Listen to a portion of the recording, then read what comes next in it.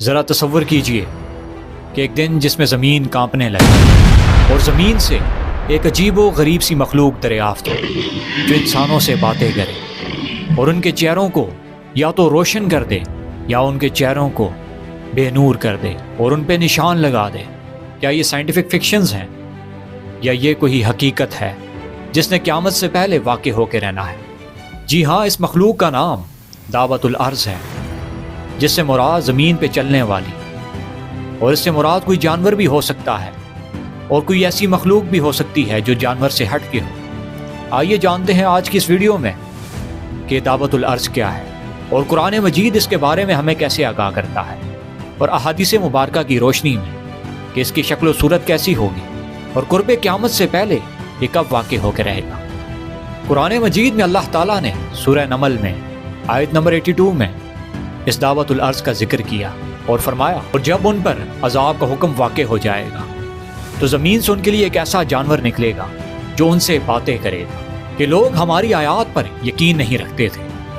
یہ اللہ تعالیٰ کا فرمان ہے اور اللہ آگاہ فرما رہا ہے ایسے جانور سے جس نے قرب قیامت سے پہلے واقع ہو کے رہنا ہے۔ قرآن مجید کی آیت کے بعد ایک سوال پیدا ہوتا ہے، ایک تجسس پیدا ہوتا ہے کہ جس جانور کی بات ہو رہی ہے یہ جانور دکھنے میں کیسا ہوگا، اس کا حلیہ کیسا ہوگا، اور یہ کس جگہ پہ موجود ہوگا، اور اس کا ظہور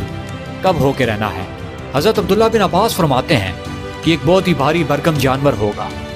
جو مومن اور کافر کی پہچان کرے گا۔ آپ نے مزید اس کی انڈیکیشنز دی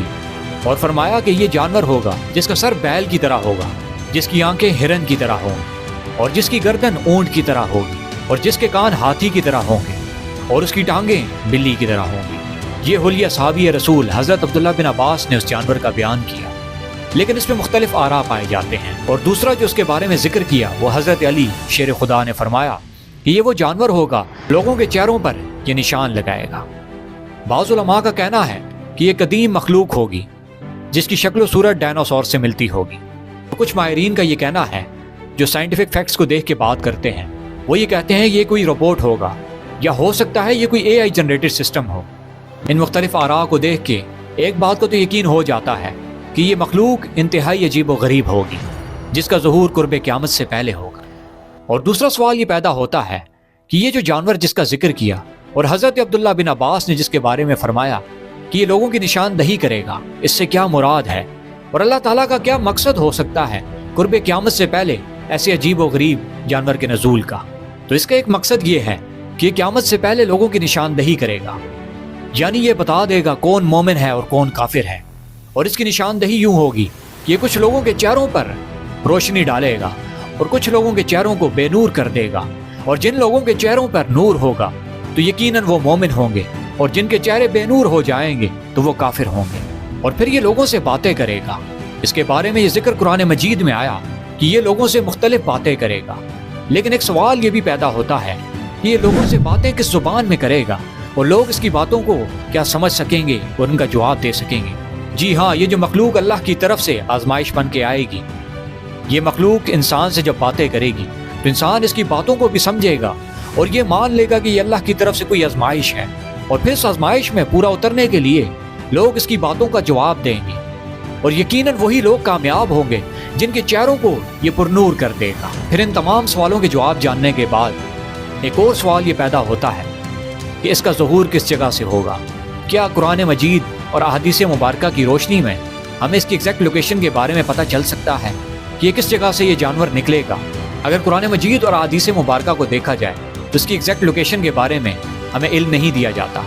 لیکن کچھ روایات ہمیں ایسی ملتی ہیں جس سے یہ معلوم ہوتا ہے کہ یہ مکہ مکرمہ کی سرزمین سے ظہور ہوگا اس کا۔ لیکن اس کے برعکس ہمیں ایک اور رائے بھی ملتی ہے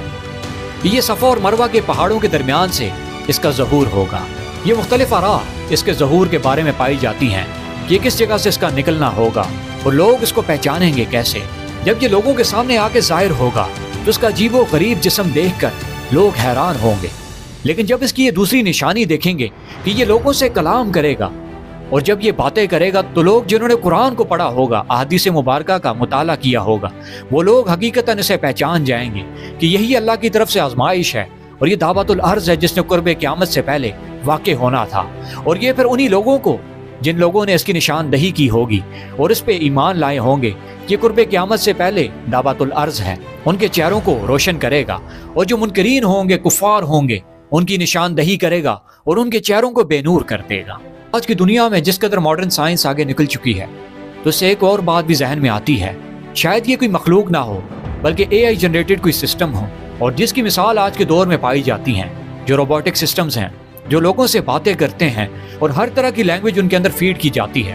جس میں وہ ڈیفرنٹ لینگویجز میں انسانوں سے باتیں کر سکتے ہیں اور ان کا میسج سمجھ سکتے ہیں اور آگے کنوے کر سکتے ہیں۔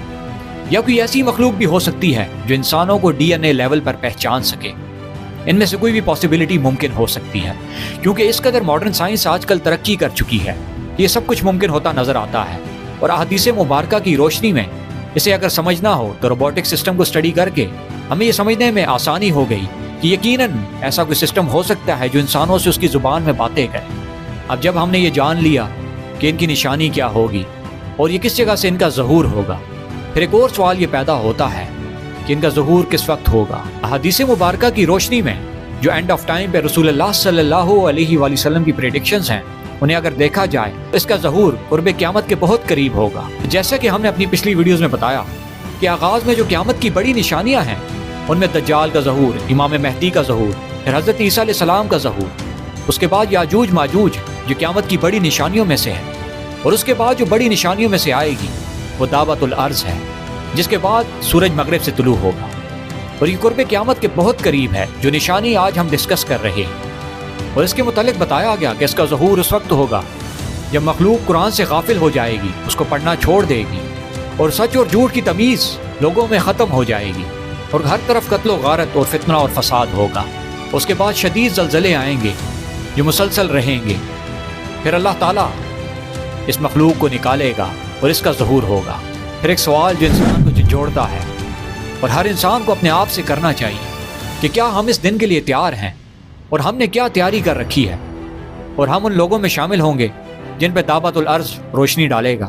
یا ہم ان لوگوں میں سے ہوں گے جو غافلوں میں سے ہوں گے اور جن کے چہرے سیاہ ہوں گے۔ ہماری اس ویڈیو کو لائک اور شیئر کیجئے گا، اور ساتھ میں کمنٹ کر کے بتائیے گا کہ ہمیں قیامت کے لیے مزید کیا تیاریاں کرنی چاہیے اور کن کن چیزوں سے ہم غافل ہو چکے ہیں، اور چینل کو سبسکرائب کیجئے گا۔ والسلام۔